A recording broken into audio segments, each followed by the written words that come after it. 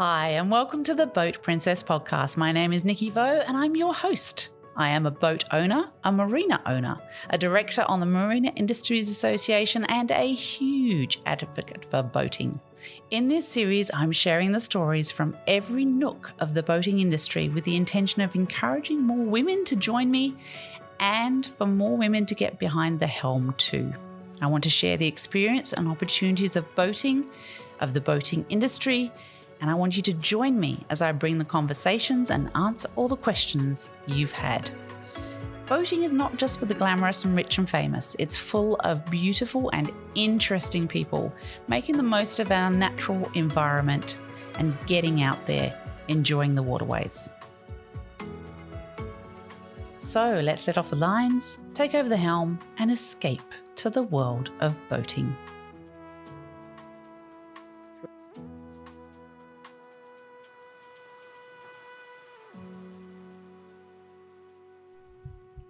Hi everyone, and welcome to another episode of the Boat Princess podcast.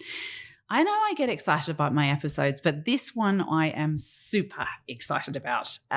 Keeping Lisa's energy in a room is quite incredible. She's got an amazing energy that we're going to share with you today. Lisa Blair is an incredible sailor who has been the fastest person to sail solo, non-stop and unassisted around Antarctica. She holds 5 world records and she's just a bit amazing, really. So, Lisa Blair, welcome to the podcast. Thanks, Nikki. That was an awesome intro. But you and I have seen each other at a few events before, and I'm always blown away by your amazing energy. Look, you got to be out there loving what you're doing in life. And I've always had the opinion that if I'm loving what my work is, then it's not work. It's just living my life. And so I bring that into my sailing and into my projects and into everything that I do. Yeah, you really do. You really do. So, and those projects are not the average projects, okay? They're minor. What are you talking about? I mean, for goodness sake, the Antarctic. Why the Antarctic? Yes. Well, you know what? I get asked this question all the time, and I actually don't have a specific answer as to why Antarctica. I think it was like a combination of things at the time. I just finished sailing around the world with the Clipper race. Of course you had. Well, you know, minor details, right? And that was a crude race around the planet. And I learned so much, and I had such a growth opportunity as a sailor. And I'd only been sailing about a year before then as a deckhand, working on a charter boat in the Whitsundays.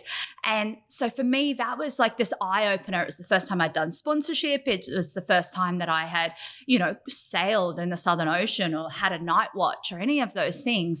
And after that, I was thinking to myself, well, I've just done what I never thought was possible before for me, and B, like that I thought I would be even capable of doing. And here I am, a circumnavigator. Like, what else could I do? And I sort of came up with the idea that, well, if I can do it with crew, surely I can do it solo. And then to do it solo, you need to do something pretty remarkable. And I wanted to use it as an activation for my climate action message. And so Antarctica seemed like a natural flow on from that. And that does make sense. Yeah. Massive amount of sense for climate action in particular. Exactly. And also, like, it randomly kind of came about because I was trying to convince a complete stranger to lend me his boat to race in the solo Trans-Tasman yacht race. Never met the guy before. And and I was like, hi, my name's Lisa. I've just sailed around the world with the Clipper race and I want to borrow your boat to race across the Tasman Sea. Oh, by the way, I've never sailed solo before, but I want to do this race solo. Will you lend me your boat? And this guy's obviously saying, no. And then he like threw out the idea that, like, if I wanted to do more records or races or, like, you know, more ocean sailing, that maybe if I combined that race, which was run once every 4 years, and it's about a 1,200 nautical mile yacht race, and if I combined that race with like a bigger project, then I would be able to maybe get the sponsorship and buy the boat. Yep. And he had his eyes on this Antarctica record that this Russian sailor had set in 2008, Fedor Konyakov. And so he said, go home, Google this guy, have a look at it, and let me know what you think. And I looked it up and I saw that there was this guy who had sailed 4 times around the world solo. He had hot air ballooned around the world. He had dog sled teams to the North Pole, South Pole, and done all these. He'd climbed Mount Everest 4 times, just the most incredible adventurer. Wow. And he'd gone and done this Antarctica trip and completed it in 102 days. And I looked at it thinking, if I tried that, I'd probably never come home. Like I honestly didn't think at that point, and this is way back in 2014, that would be something I would ever be capable of doing. And that, like, you know, it just seemed like a suicide mission.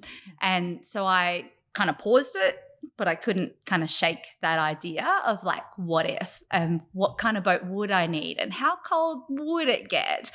And so eventually I decided that, I'm gonna challenge that record. Wow. So let's unpack a little bit of that, shall we? Because, okay, first of all, 2017, you do the all-female team Rolex Sydney to Hobart. Yes. Right? And you said that was just after your first year sailing. So no, we're a little out of timeline here. Okay. So 2014, I decided that I was going to do Antarctica. Yes. 2015, I was able to buy the boat with the help of my mum, and we bought it about a month before the Rolex Sydney to Hobart, and so I whacked a team together and we raced it to Hobart. And like they were all female? No, they were a mixed team. That was a mixed team. And then I went off and did the first Antarctica attempt in 2017. Yep. And when I came back from that, about a month and a half later, I put together partnered with the Magenta Project. It was the after. And then we did the Sydney to Hobart with the all-girl team and did a mentor program for women in sailing. And then I went on to do the Australia record, second Antarctica, and here we are. My goodness. Planning in New Zealand. Actually, of course, they were the other way around. Yeah. Sydney to Hobart's at the end of the year. Yes. Yeah. That makes so much sense. And I left in like January 2017 for that project. Yeah. Yeah. So when you left for that project. First Antarctica. Yes. How did you feel when you left for that project? Great question. It was a bit wild, actually, because I never had 100% funding. I never have had 100% funding for any project. And so I'm doing absolutely everything I can to just get to the start line. And for me, that project took me 3.5 years to get off the ground, to actually get enough funding, to get the boat refitted, to get it over to Western Australia. And even the night before leaving, I don't think I got to bed until about 4 a.m. And then I was up at 6 because I was trying to download books and stuff like that I hadn't, that, you know, were just extras that I hadn't had time to do, and fill out my border force paperwork. And just, there was just so many jobs, and I'm just one person. Like, I don't have like a full team like a lot of the French sailors and stuff do. It's just me, and a whole heap of awesome volunteers that sign up to donate their time. And so I was frantic that morning, just trying to make sure I haven't forgotten anything, hadn't done something, you know, hadn't just ticked all those boxes. And we were just like saying, I was hugging everyone goodbye at like 9 a.m. and we cast off the lines for the boat. And I'd been just so intent on just getting the boat out to the harbour to get to the start line that I'd forgotten to kind of even really consider what that would feel like. Yep. And as we kind of motored out, or I was getting towed out initially, I sort of looked over at the breakwall, and in Albany in Western Australia, there's this like markets that happen that day, and it's like a really community hub right at the marina there. So there was hundreds and hundreds of people, and there was kids with big signs up saying, "Good luck, Lisa," and like everyone was tooting their car horns, and everyone had walked out the breakwall to like see me off. Yeah. And I got so overloaded with emotion, and at the same time, it was like the first time it hit that I was actually leaving. Yes. Like, it wasn't this mystery thing I'd thought about, and I tear up, like I'm tearing up now talking about it, but it wasn't this mystery thing that I was like this long thing that I was still working towards. Like, it was happening that day. And the other thing with all of that was that I'd spent 3.5 years planning for every worst case scenario in the Southern Ocean. So what would happen if I dismasted, if I lost my keel, if I lost my rudder, if I hauled the boat with an iceberg? What would happen if I broke my leg at sea? What would happen if I cracked a rib? Like, all of these scenarios. What if I got the flu? Like, just anything you could possibly think of. And suddenly the reality was that I was going to go out and I was going to have to face those challenges. And it was like that crushing like moment of like fear, anxiety, self-doubt, like, and I started having a panic attack. Oh my goodness. Yeah. And so we were like motoring out and I just started shaking. My heart rate elevated. I had 2 volunteers on the boat that were helping me get the sails up. And so they were busy doing that. But I had like thousands of people on the foreshore watching me go. And I'm trying to like cringeworthy smile at them and wave and not have tears pour down my face. And like, but internally I was freaking out like just insanely. And it took me about a few minutes, and as we were still motoring through all these people, and I just remember reminding myself that it was kind of like that self-talk of like, you've got this, like you've done the work, you've ticked the boxes, like you've got this. And so for me, I reminded myself that, hey, yeah, you've gone through that process of procedure and preparation, you've thought of all the scenarios, you've got combat techniques in place, procedures to help you stay safe in those different situations. Now you've just got to go and enjoy the sailing. And so I had to like kind of remind myself. And once I had come to terms with the fact that it was happening like now, then it was just so much fun and so exciting. And I was like jumping up and down around the boat and running around and smiling and waving at everybody and just having so much fun with it. But yeah, even like a few hours later, as like the last of Australia fell behind the horizon, and I probably wasn't going to see land until Cape Horn, which was about 6,000 nautical miles away. Which takes how long? That would have been, well, for me on the first trip, it was 50 days at sea. So, and I didn't see another human, another boat, anything in that time. And so that, watching, like it was sunset by that point, and I was just watching Australia fall behind the horizon. And I just took a minute on deck to just appreciate it and sit in the moment and enjoy the view. And I had 2 container ships pass me, and I just stood on the deck and I just stared at these boats just thinking, I probably won't see another boat for 50 days. Wow. And it was like that real coming to terms with the isolation that I was about to go and experience, and the challenges and everything associated with spending up to 3 months in the Southern Ocean all on your own. Yeah, because I mean, sailing solo, massive difference to sailing with crew. Yes. Why did you decide to do it solo? Initially, very early stages, I decided solo sailing was something I'd be keen to do, mainly because I'd been reading like Kay Cotty's book, Jessica Watson, Robert Knox-John, like all these stories, and I just thought they were remarkable people having remarkable adventures. And then when I did the Clipper, like there was this thing. My skipper was brilliant. Like he never held back on teaching me something I wanted to know. But there was always this thing in the world of sailing, especially as a girl, like this is a decade ago, where just learning things like how to fix an engine became really hard to learn or to find someone willing to teach you. And so I sort of thought, well, if there's no one else there, I'll have to figure it out and I'll have to learn. And so I decided that I'd try the solo sailing as a way of pushing me to learn more about sailing. And then the other factor is once I became like a captain of boats, I find when I'm sailing across a long distance with a crew, I'm more concerned about their comfort. Are they having fun? Are they safe than myself? And I lose that element of just enjoying the moment because my thoughts are consistently like, oh, Joe Blow's seasick today, so I'll take his shift. So then I'm doing double shifts anyway and I'm not getting sleep. And then Sally, she seems a bit tired today, so I'll take her shift tomorrow. And just that crew management, I really enjoy sailing with people. I do find on the longer stretches, I enjoy them solo because I only have to worry about me. And with something like Antarctica, I was comfortable putting myself in a real position of risk because I knew what I was capable of. But taking other people down there, putting them in a potentially risky situation in the Southern Ocean where anything can happen, I wasn't comfortable with that. Wow, that is so you. No, it's just that you, like with your whole ethos now with the climate action, that you're putting something else before you. Yes, exactly. And that is just the fact that you're thinking about the crew all the time rather than yourself. Well, the crew aren't there to serve me. It's as much their experience. And also, like, I think the big thing with people going, especially on their first ocean passage, you want to make sure that they have a really positive experience so that they go on to do more of it because it's an incredible world out there. And there's so many bad experiences people can get in those first time sailing that stopped them from wanting to do more.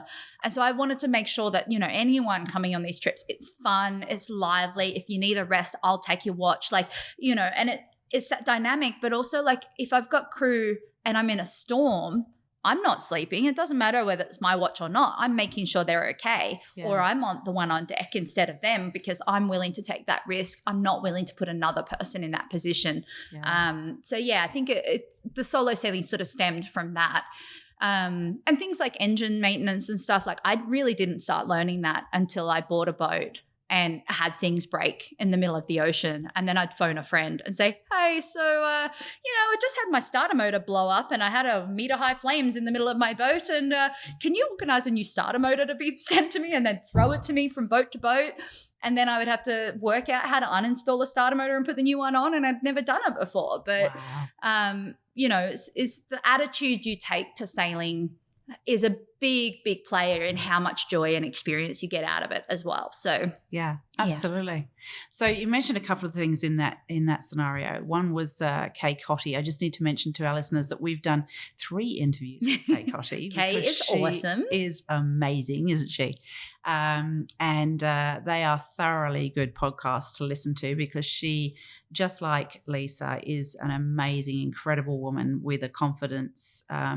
But inside, she's very shy as well. So it's a really interesting set of interviews we do with her and all the things that she's done with sailing and beyond.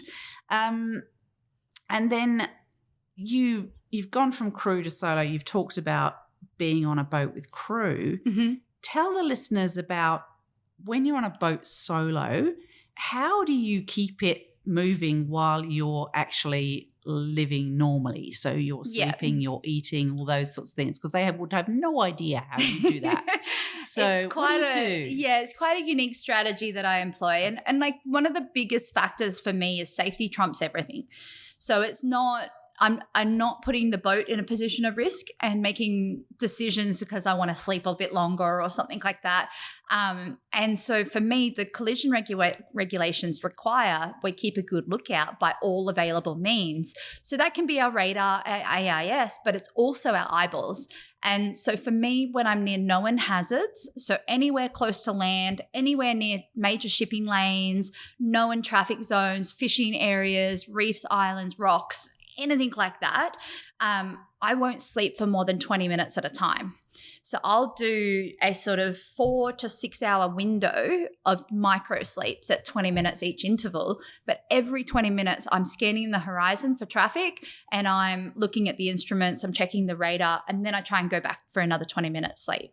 And the goal of that is like if you've ever kind of gotten up to go to the toilet in the middle of the night, you don't kind of wake up completely, but you're coherent enough to make safe and smart decisions. And so you kind of wake up enough to check everything's safe and then you can fall back asleep quite okay.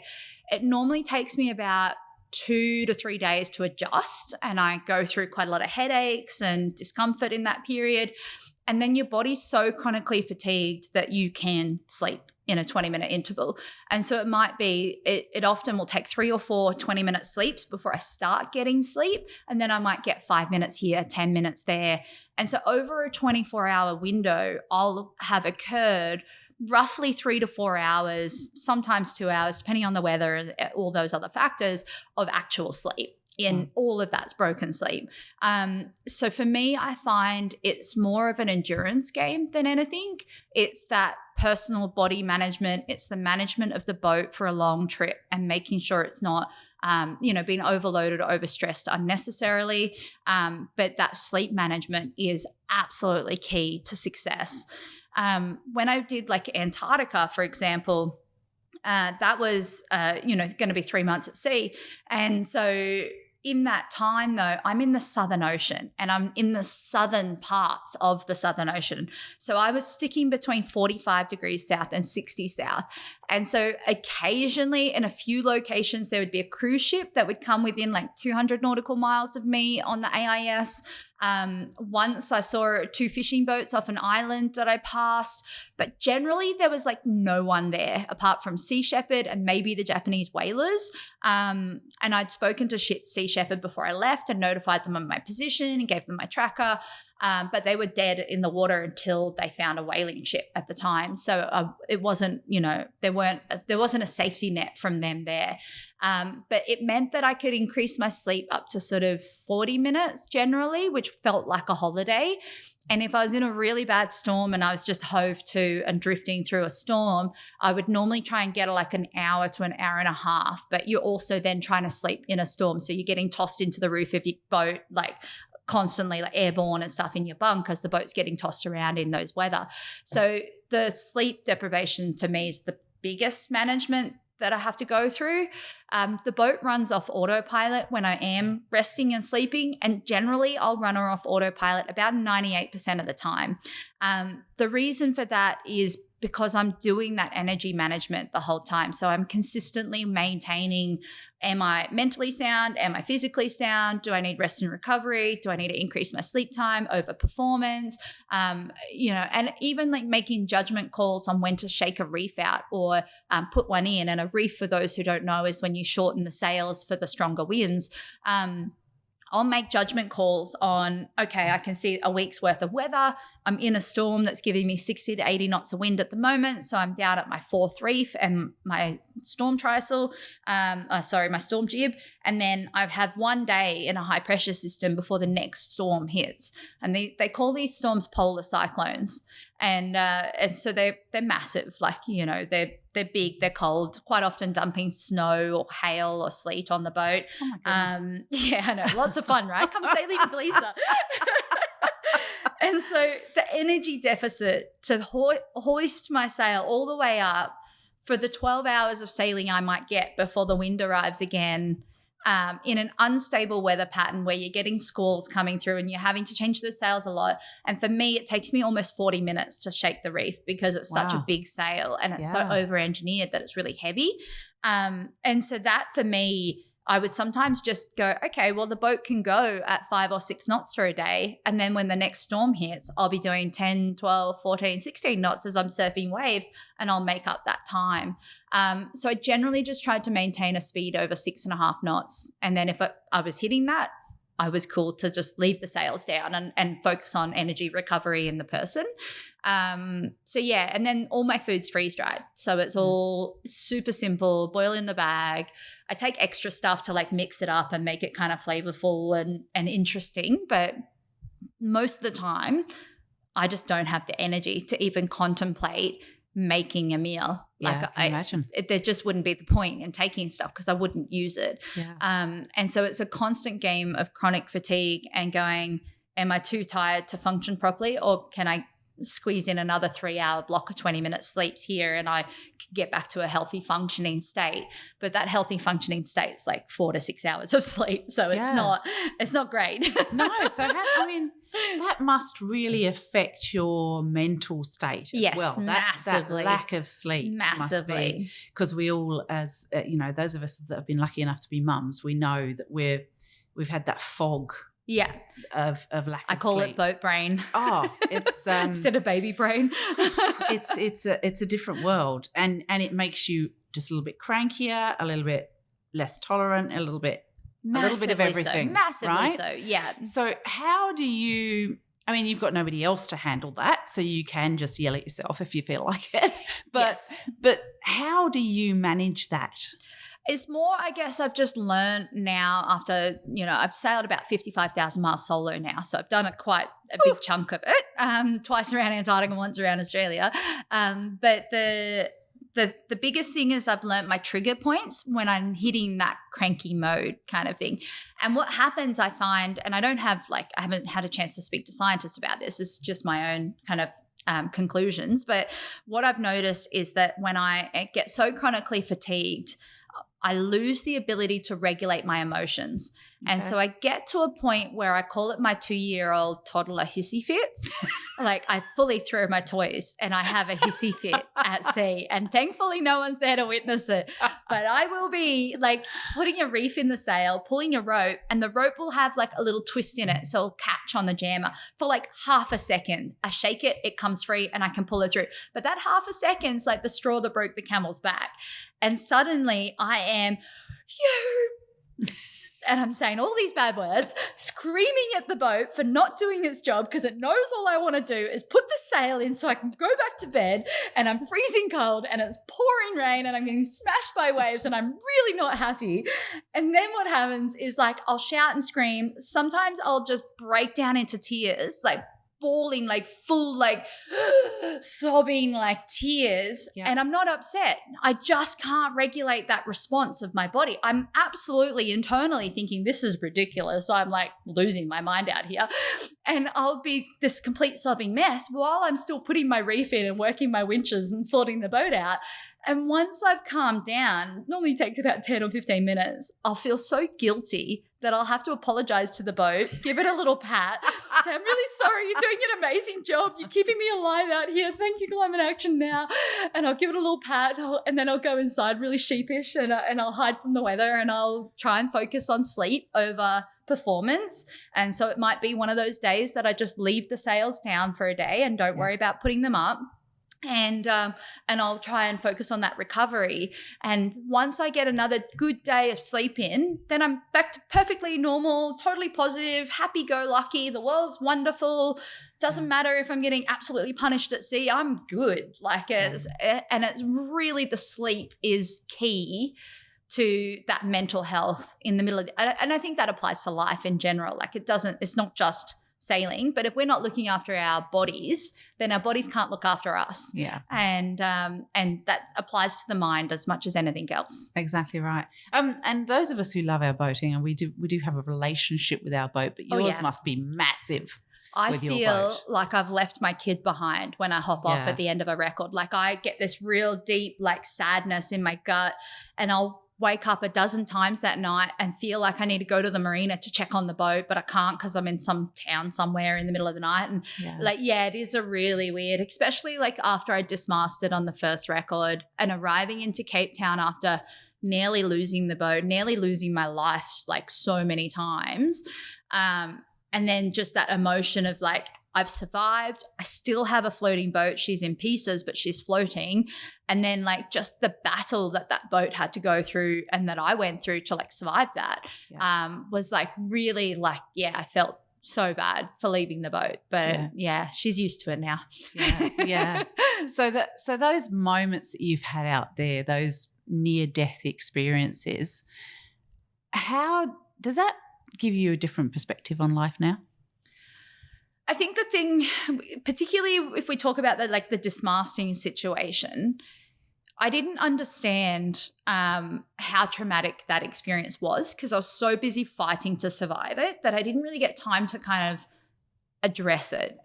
And so emotionally, it wasn't until later that it really hit me what I'd gone through and how close I was to losing my life like so many times that night.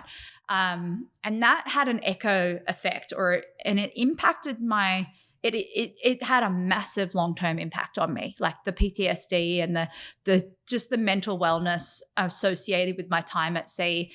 And I was so I was still just on that struggle street the whole time. So the mast broke at 6 p.m. and it put a hole in the side of the boat over. How did it break? Why did it break? It ended up being a shroud snapped, but we later found out it was electrolysis. Okay. So electrical cable up the mast chafed through after the time at sea. All the rigging while I was 4 months old shouldn't have snapped, but the electrical current consistently going through the mast had aged the stainless about a decade, and then it failed in some pretty disastrous 8-meter seas. Wow, Jessica, are you listening right now? Do you know Jess and Brian Gatt? Oh, absolutely. Oh, yeah, of course. Yeah, no, so Brian was the one that assessed the boat when I got back. There you go. See, Brian assessed the boat when she got back. The absolute guru. And there's a chapter in my book that he wrote with the riggers on the cause and effect of electrolysis in cruising boats that anyone can go and read if they buy the book Facing Fear. So they're Maritime Protection Services. And again, we have interviewed Jess Gatt as well. So you can listen to her podcast as well. But okay, so that it's electrolysis that's caused that. It's broken the mast. Yeah. So before we continue, a little interlude from us here at the Boat Princess. If you'd like to be a guest on the Boat Princess, simply send us an expression of interest to our email at info@theboatprincess.com or send us a DM on Instagram. We are The Boat Princess on Instagram, and we'll send you our media kit and details as to how we work. The podcast is incredibly popular worldwide, and there is nothing like getting 45 minutes or so of somebody's ears entirely dedicated to what you're trying to achieve, or perhaps what your company is trying to achieve. So we look forward to hearing from you. It's electrolysis that's caused that. It's broken the mast. Yeah. So the mast sheared off at deck level. Yep. So in all my all my pre stuff, I'd spoken to riggers, shipwrights, people who'd lost mast, and I just tried, because there's not a lot of free available information around dismastings. Like, it happens relatively frequently in the world of boating, but no one really communicates what they did or how they dealt with it, so there wasn't a lot of information out there. And what I did find was most people were saying it would probably break at the first spreader because you would lose that support and that's where it snapped. But because of the electrolysis was going through the mast itself, it also corroded around that mast collar. Yeah. And so it snapped clean at deck level. There was nothing sticking out of the boat anymore. And it fell to the starboard side into the ocean. And I had I think it was my third reef up and my storm jib at the time. So my two head sails were on furlers at the bow of the boat, furled away. And I had gone through the process of bolt cutters, battery operated angle grinder with cutting blades with a spare battery, always primed, ready to go in a go bag. I'd put together a dismasting kit, which had a big flathead screwdriver, a multi-grip, a pair of needle nose pliers and a hammer. And this little kit, and that was with the intention of knocking out the split pin and disconnecting the rigging rather than trying to cut the rigging. And what happened was it was the middle of the night, 1,000 nautical miles south of Cape Town in the middle of the Southern Ocean, so 6 to 8 meter seas rolling over the boat. As soon as the mast snapped, the boat flipped 180 degrees around, so sort of flat ways. So the mast and everything became an anchor. And so the waves, these 6 to 8 meter seas were hitting the debris in the water first, driving the tail end of the mast that is still kind of tangled with the rigging and everything up onto the deck of the boat. And then the wave would hit the hull of the boat and throw it out from under the mast. Oh. And so it was creating this really aggressive kind of push, shove, seesaw motion. And it was so aggressive, it started to literally saw the boat in half. And so time was quite limited because of that. But in the pitching, heaving deck, it didn't matter that my bolt cutters were sized for that kind of rigging. You couldn't get any purchase on them. The minute you try and jump on them, a wave would drag you down the deck of the boat. It was just an impossible thing. There were waves, because the boat was now anchored, the waves were breaking over the top of the boat. So every sort of 30 seconds to a minute, I would be up to my chest in white water. Oof. So using a battery-operated angle grinder that's not waterproof is not going to work. Not going to do that. So I ended up falling back onto the little dismasting kit with the screwdriver and that worked. But that was slow. And so then about 2 to 3 hours in, I'd managed to finally get the backstay wire off and the inner forestay. You must have been exhausted. Yeah, exactly. Yeah. And the inner forestay was interesting because the minute it came free, given that it's got the furling drum and the extrusion up the forestay wire plus the sail wrapped around it, it was like a spear. Yeah. And it was getting whipped around the deck of the boat like an angry snake. And if I had been close enough that it hit me, it probably would have crushed a rib or something.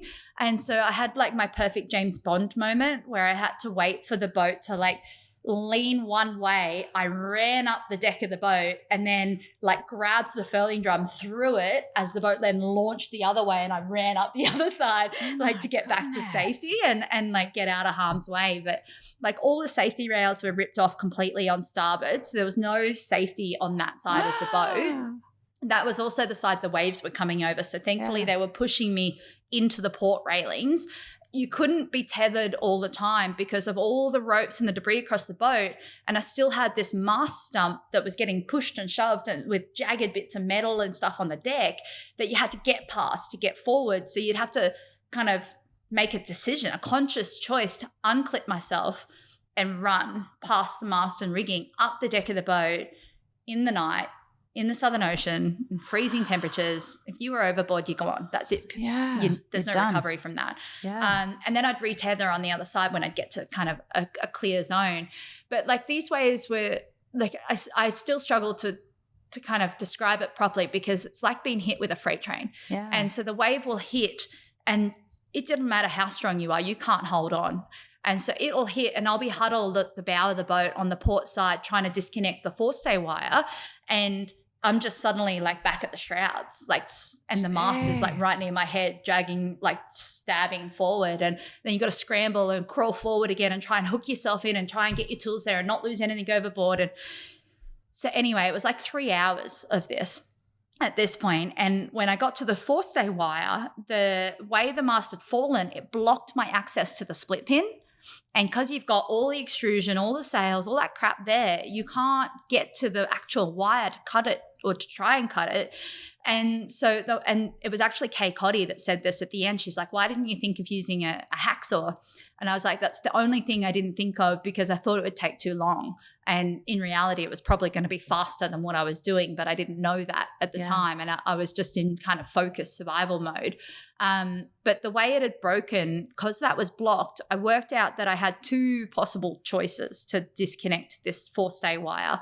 And one was to jam my left arm underneath the furling drum and all the debris that's there and put my screwdriver in the fitting. And with my right hand, I could wrap it and basically hug the furling drum around the rigging and smash it out with the hammer from that angle. But because of the way the inner forestay had come free, I knew if I did that, I'd probably crush my arm or break a rib. And then I might be in a position where I can't save the rest of the boat. Yeah. The only other choice I had at that time with the tools and equipment and my mindset and where I was with everything, the only thought I had was to climb over the safety rails and sit down on the bowsprit at the front of the boat. But I can't hold on when I'm on the deck of the boat, let alone sitting on the prodder out the front on that stick that extends out the front. Yeah. So I knew that if I didn't do that, the boat would sink, period. Like the hole was so big already and she was getting worse quite rapidly by that point. And I knew if I went out there, I probably had a 50-50 shot of survival. And so I went inside and I called my shore manager up, Jeff, and I told him like an update. And Jeff's like this super like just bubbly, enthusiastic. He's a master 4 and like just, been around ships for his whole life.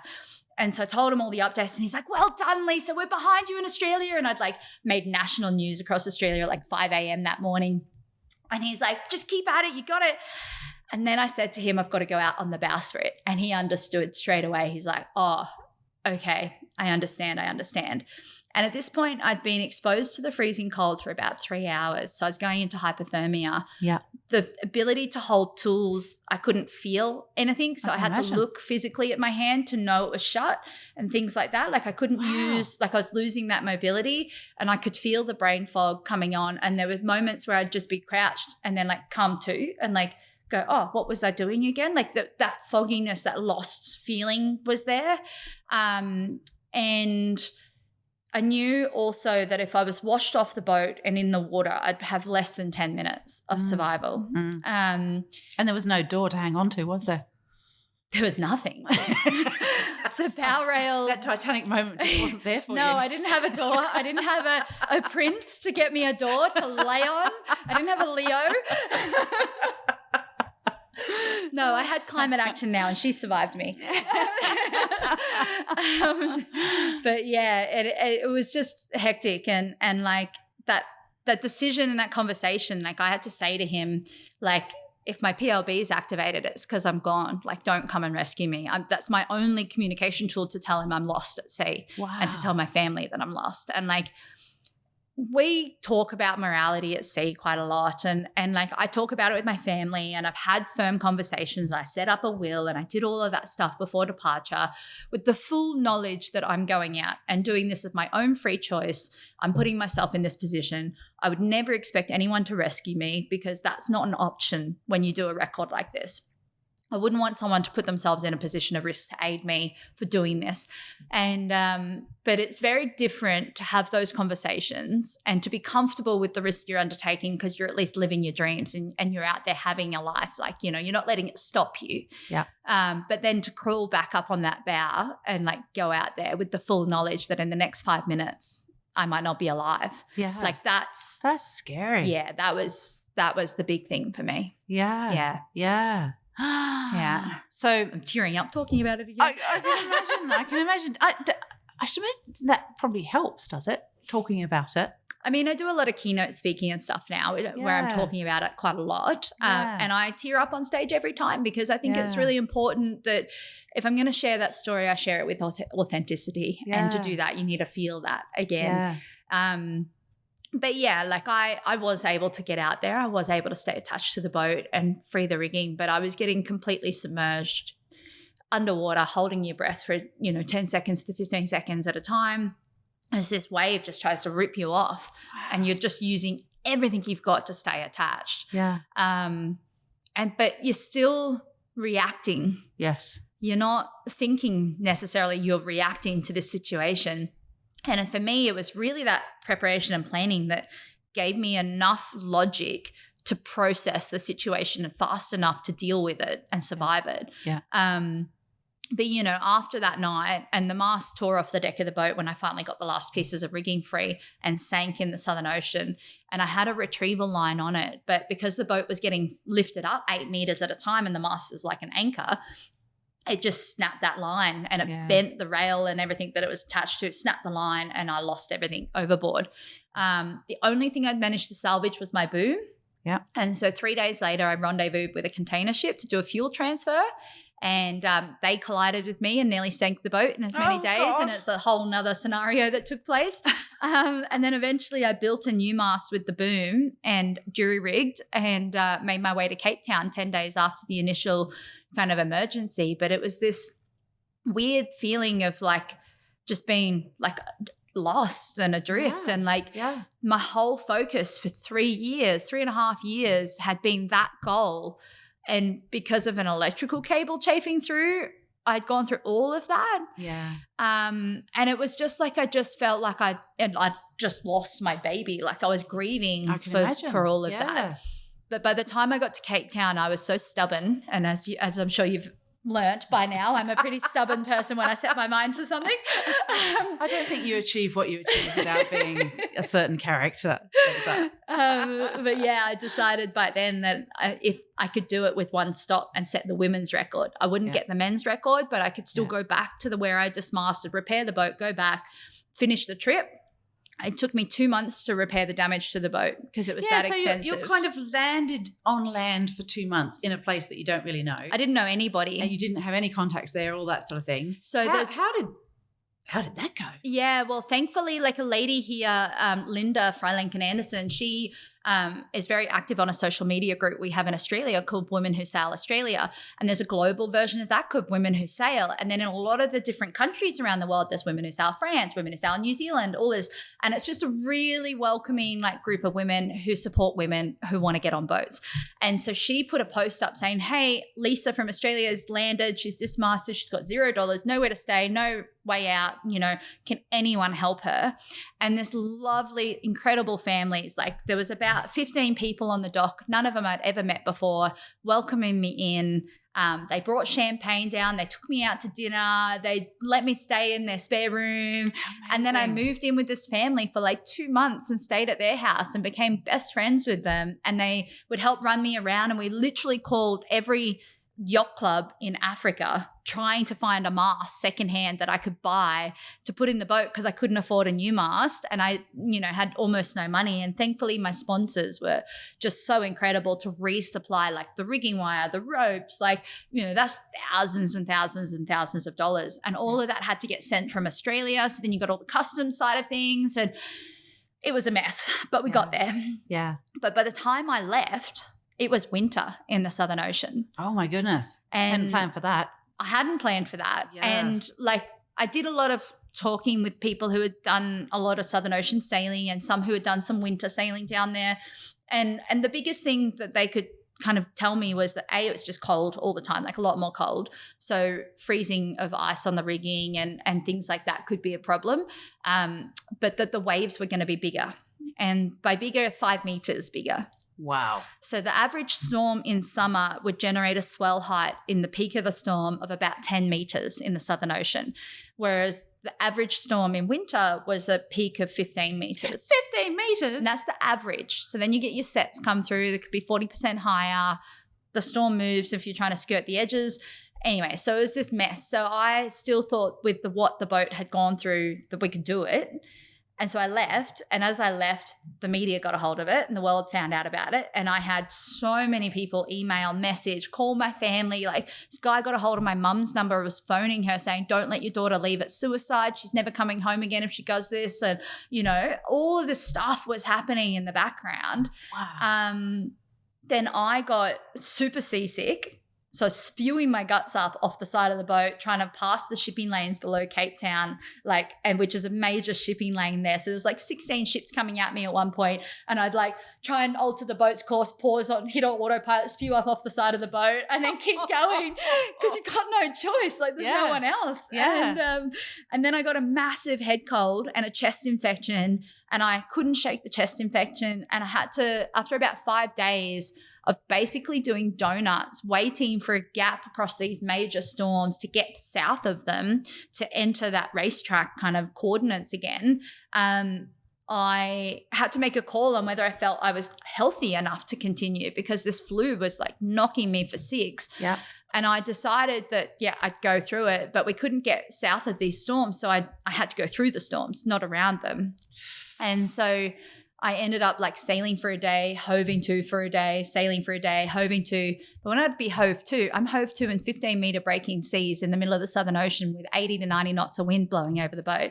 Wow. And so you're hove to, but then the boat will get hit by a wave, almost flipped upside down, come back upright. Sometimes I got hit by a wave so hard on the bow of the boat, it flipped the boat 180 degrees sideways and started sailing me again. And then I would like just hang out in bed and watch the autopilot and be like, oh yeah, it's driving me back to jibe.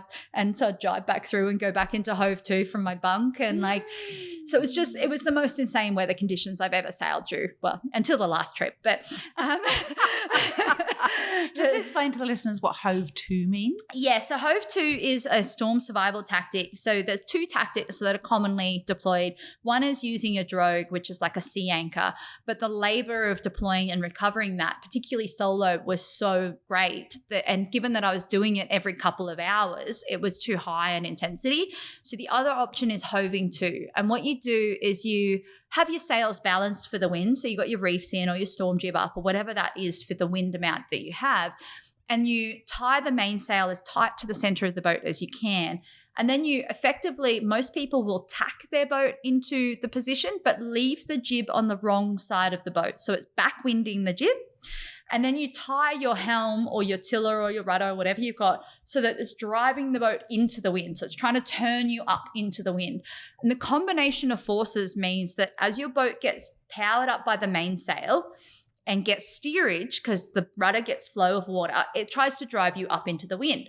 As you drive up, because the mainsail's flat and tight and in the center of the boat, it depowers the mainsail, so it loses wind, and then the jib is backed, so the wind fills the jib and pushes the bow away again. And you end up in this little kind of S's that you do kind of along the ocean, this little wiggly line where you kind of get driven up, pushed back, driven up, pushed back. But you can hold position there quite well.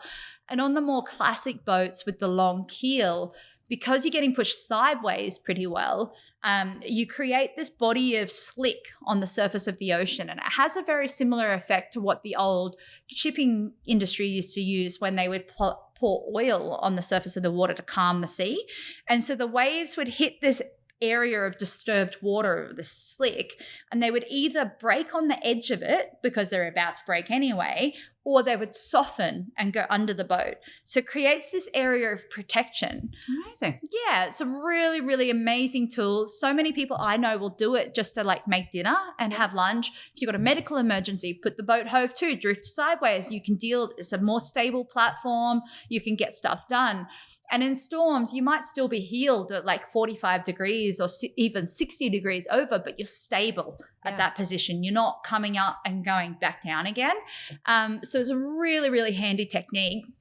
And for my boat, though, because I'm a racing boat and I have a bulb racing keel, like one of those long bulb keels, I didn't have enough like displacement of water to create a big enough slick. Yeah. And so because of the windage on the boat and the way the boat's shaped, she would drive forward a little bit as well. So I would find the back 3/4 of my boat would be protected, but the bow would be pretty well exposed to these waves coming through. So we definitely copped a few like really bad hits on the front of the boat there. Sometimes it sounded like it had cracked the hull because of the violence of the impact. Yes. And I'd have to get kitted up in my gear and climb out into the storm and hang my head off the side of the boat to check I haven't got a ruptured hull.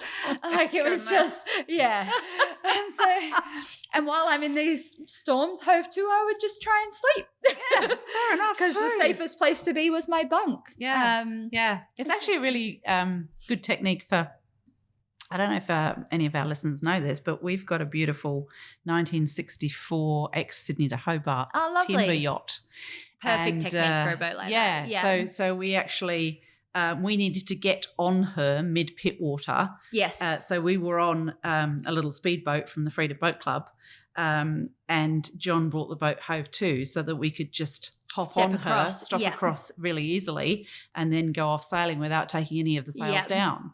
So it's actually a really good way of transferring people onto your boat as well, isn't it? If you're definitely. We do it also with the ladies of the Sea Regatta at the Royal Sydney Yacht Squadron. So all the coach changeovers, they'll try and get the boats hove to, and then it's much, much safer for us to step up onto the boat. Yeah. Yeah. It's fantastic. Yeah. technique. But I know people who every afternoon for their sundowners, for their 1 hour when everyone's on deck, they'll hove to and everyone just has a chat. You've got plenty of water and sea room and they'll just hang out. Yeah, love it. You still move though.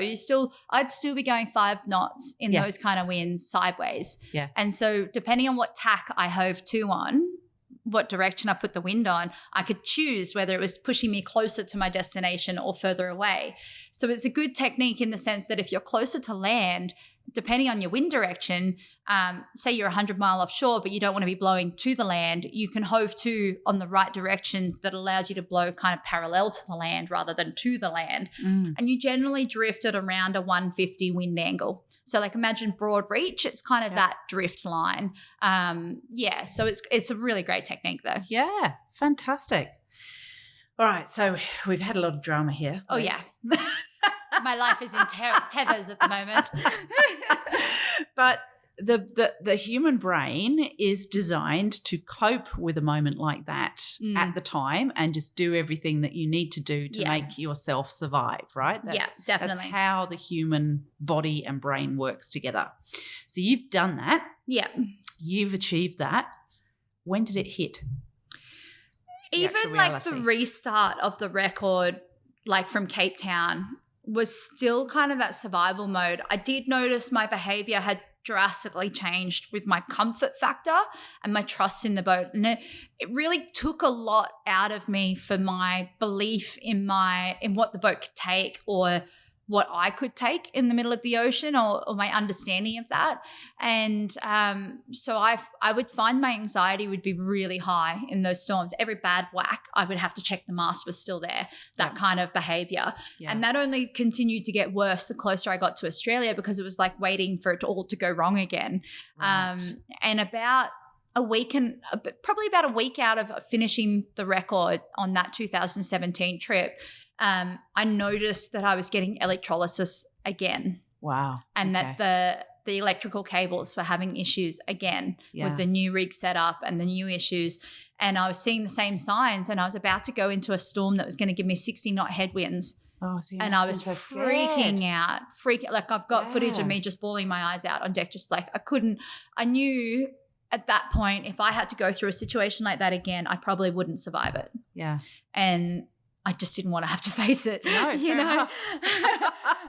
I've done this. I don't want to do it again. I've had that moment in time. I've ticked that box. Moving on. But it wasn't, I guess, until a while later that I really started to understand like the effects of trauma on the body, mental well-being, and understanding how that would affect me long term. And so I arrived back on land into Albany, and I officially set the world record as the first woman to circumnavigate Antarctica with one stop. Yep. Awesome. Yep. Great. Amazing. I felt like I'd failed. And so the world celebrated it. Yep. And I was doing all this press, all these media interviews, all this stuff, and having to be the person that's happy with that result. Yep. Whereas I felt like I hadn't achieved what I'd set out to achieve. And that was to break the world speed record and become the fastest person. Mm. And there's a couple of things around that. I never set out for a women's record because I don't see that there's any difference between guys and girls on boats. Like, we're just sailors. Yeah. That's Why amazing should thing I about have a sailing. women's record? Like, why shouldn't I just be the fastest? And also, like, I didn't feel like, because of the dismasking and everything, we lost a big chunk of momentum with the campaign, with the climate action stuff. And there was so much more I wanted to generate with that I wasn't able to do because of everything else taking place, and that I basically went into survival mode, that I didn't feel like I'd done that justice either. And so I knew before I even set foot on dry land that I was going to attempt that record again. But I also knew mentally I wasn't in a fit state to do it then and there. Yeah. And then I came back from that project with nearly 400,000 in bills and debt. And ouch. Yeah, and no way of paying it. So I went straight into doing as many talks, as many events, the speaking circuit, doing, fundraising events at yacht clubs, and I put together the Magenta project, like the all women's team to the Sydney to Hobart. And that was like another 50,000 that I had to find. And I've had success with sponsors, don't get me wrong, but I've not had that golden egg, that golden goose sponsor that steps up every time and goes, yeah, we believe in what you're doing. We want to support you. How much is it going to cost? Let's do it. It's never been that easy. It's been a mixed mash of 40 or 50 different brands coming together to help me get going. And I'm incredibly grateful for them, but it makes it incredibly difficult to manage. But also that whole idea of consistently trying to find that next 10,000 or that next 20 to round off the budget. And so I left for that project with nearly 300,000 in bills still to pay.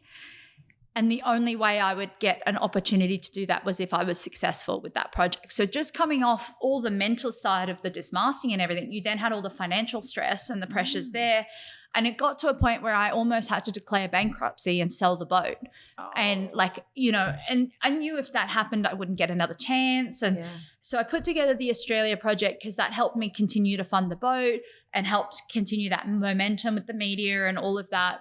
And I also knew I wanted to do a project closer to home to give me a bit of time out of the Southern Ocean to just rebuild that trust back up and everything, and just kind of get my head around it. And before I left for Antarctica, I had been debating about whether I would go for the nonstop solo around Australia record in a monohull. And I decided at the time that it was actually more risky and had a higher chance of failure than doing Antarctica. Really? Massively so, yeah. Wow. So if you think about Antarctica as open ocean, you've got these big storms, you might have icebergs, but I've got techniques to avoid the ice. If the boat can handle the storms, then you're in the middle of the ocean. There's not a lot to hit. Ocean. And there's no one there. Yeah. Around Australia, you've got traffic the whole way around Australia. You've got reefs, rocks, islands. You've got changing weather patterns as the hot air off the land. So you're doing a lot more sail changes. You're still sleeping the 20-minute micro sleep. So it took me 58 days and I didn't sleep for more than 20 minutes in 58 days. So just the mental draw on that. And the biggest risk, I think, for me in a trip like that is actually your fiberglass fishing boats. You know, the little half cab runner out. Yeah, they go out a long way, don't they? They can be 10, 15 mile offshore. They don't have AIS. They don't have a radar reflector. They're fiberglass, so you can't see them on your instruments. No. The only way you can see them is looking forward. Yeah, got a good story on that one. We were out on a cruise to Moreton Bay Island, so in a big cruise ship, right? And there's this little tiny, exactly one of those tiny little fiberglass fishing boat. Yeah. And somebody on the cruise shop says, "Oh, look, there's a little boat. We need to go and rescue the little boat." And of course, as a ship, it is their requirement that they have to go and rescue the boat if somebody thinks that boat is in trouble. Wow. So they're radioing this little Nobody's got their radio on. Nobody's got their radio on. They're not listening. So this cruise ship is suddenly coming down on this tiny little fishing boat. I think he might have been a bit worried by then. And finally he answers his radio and they say, "Are you okay?" And he says, "Oh, yeah, I'm fine. I'm just fishing." So then the cruise ship turns around carries and goes away again. Oh, my goodness. So please, all the little fiberglass fishing boats out Put there. a radar reflector. Radio reflectors and radios on. Thank you. Yeah, and it's just like when I'm going, like if I'm surfing waves, I've got good wind behind me, like I'll get the boat up to 20 knots. Like I've had her up to 28.3 knots napping in bed. Like so you can't be barreling down waves and maybe have like, and there's areas where you can kind of plan that you're likely to have a higher quantity of these kind of boats out there. And so I'll be more on deck in those periods. But sometimes you can't see them till you're almost on top of them because of the size of the waves. And anyway, so that was like one of the biggest things for me. Yeah. But the trip did allow me to kind of process things a little bit, but it was actually writing the book. Okay. Because all of this time, so this is a year and a half after the record, I'm just still in that got to keep moving forward, got to keep going, I've got to figure out a way, there's got to be a solution, just keep trying, I'll find a way kind of mode. And it's not, there's no recovery in that mode. There's no resting. There's no mental well-being. There's none of that. You're still in that kind of survival game of like, if I don't keep doing this, I lose everything. Yeah. And so like I came to the writing of the book and this was like my gift from COVID is that I lost all my work that was lined up and I had the ability to sit and write the book. Mm-hmm. And so I forced myself to write the book and thankfully Australian Geographic have been an amazing partner of mine and they put their hand up to publish it. So they assigned me an editor and I was like, right, this is my window, let's get it done. But it was reliving all of those scenarios, going through the dismasting and trying to write it in a way that felt authentic but also put people in the boat in that moment in time. It really forced me to kind of look at the broader picture of what went on in that situation. And I came away from writing the book with the understanding that as terrible as that experience was, without that experience, I wouldn't be half the sailor I am today. It made me so much stronger as a sailor because it showed to me in the biggest black and white case you could possibly see that I could go out and face an absolute worst case scenario at sea. And I know that my preparation and planning is enough to allow me to survive it. Yeah. And so it instilled, once I really had that time to sit down and process it, it really did instill that confidence in me to know that the way I'm tackling things, my procedures, the risk avoidance that I have on the trips and the boat is the right technique. And it allowed me to really kind of come out of it stronger. Yeah. So that helped. And then like 2021 was still in COVID. The world's still in, going to the crap. And basically I decided, well, now's a good window. Let's get the boat prepped. And so I took the boat to Brisbane. Canva signed on as my first partner. It wasn't enough to get me to the start line, but it was really a huge amount of money to get me going. Yeah. And so I made the commitment, all right, 2022, I'm going to go and do this project again. So we refitted for 6 months. All the repair work in Cape Town was bad and it had to be cut out and redone. All the glass hadn't gone off. It was still soft glass in it. Yeah, it was a weird, maybe it was old stuff that they'd used or something. But it was like a $300,000 refit into the boat, plus then all the project costs and everything. But the benefit of it was that I now have an opportunity, and we haven't really touched on this yet, but the boat's called Climate Action Now, and I run this big sustainability campaign. Yeah. And is that when you put the fantastic little Post-it note look all over it? That was way back in 2015 for the first Hobart. Yeah, so I've been running that campaign for about 8 years by this point. Yeah. So what I do with the Climate Action campaign, just for those who aren't familiar, and if you Google a photo of the boat, or maybe you can put it in the show notes, but it's filled with thousands of different Post-it note messages all across the hull. And each Post-it note is an environmental action that somebody's already doing that I've met and they've seen the boat or they've emailed it to me from around the world. And it's their action that they're doing to make the world a better place. And it can be absolutely anything. So the whole idea is to show people that as an individual, you have the power to create change. It just starts with one action. And it could be something like Sally has short showers. Joe turns the lights off when he leaves the room. Bob picks up rubbish off the beach when he walks his dog. And it's throwing the power back to those micro decisions that we make every single day. Do I want to buy the laundry powder packaged in plastic or the one with cardboard? Do I want to buy the fruit packaged in plastic or the one that's loose? Like, we make all these decisions every day, and it's trying to show people that A, they matter, but you also have the ability to create a positive change in those situations. Exactly. So I've been running that for about 6 years at this point. And just to explain to the listeners who haven't seen Lisa's boat, Lisa's boat was at Sydney Boat Show last year, and it attracts a massive amount of attention because it looks like a whole bunch of little coloured Post-it notes have been stuck onto it. That's yes. I'm assuming it's a wrap, is it? It is, yeah. So it's really colourful. It's really attention-seeking. And it's a really clever idea because it's a whole bunch of messages. And then I think you were having people write little messages. I collect messages at every talk and event. I still collect them. We actually at the moment have a 6-metre long wall in the Maritime Museum in Sydney of Post-it notes, and we're collecting messages. So it's a growing campaign, and I'm doing as much as I can with it. And for anyone listening around the world, if you go to the website and go to Climate Action Now, get involved, you can actually email me your message, and that will go on the boat for the next project. So it's an active, ongoing campaign. So amazing. Such a good idea. But that let's delve into that now. That is your real focus of having a message. So I know you've said before you don't sail for you now. You sail for this cause. Yes, you? Definitely. So it sort of started, I guess, with like the Clipper race and stuff, was like self-seeking.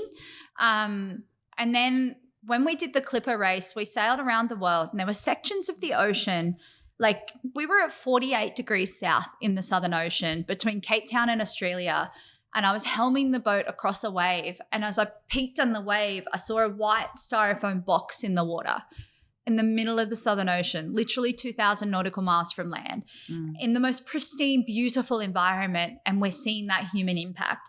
And then we had areas like particularly up past like Indonesia, China, across the North Pacific, where the pollution in the water was so thick, we had to assign a crew member to the bow of the boat with a boat hook to push the rubbish out of the way of the boat so we could sail through. Wow. Like, it was just disgusting.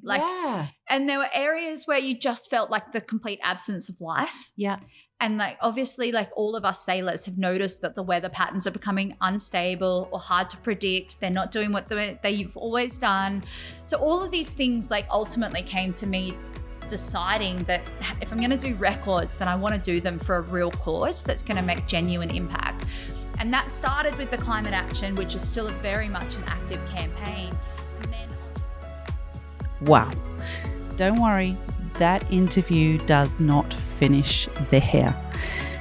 I don't know about you, but talking to Lisa has brought out emotions, and it's an incredible story that she tells. So we are going to do a second episode because she and I spent a good couple of hours chatting together, and there's so much more to be told. So there will be a second episode of her coming out in the near future, and I can't wait to share that with you all.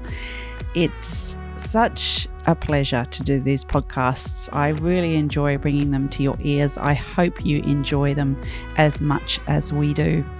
I do appreciate everybody that reviews the podcast and follows the podcast. That makes a big, big difference to how many people get to hear these amazing stories. So please, as soon as you've stopped listening to this podcast, if you could review and follow the podcast, I'd really, really appreciate that, as would Lisa, because of course, in this instance, the more funding we can get for Lisa to achieve what she wants to achieve, in turn, we can make a difference to the environment altogether. And that's really important.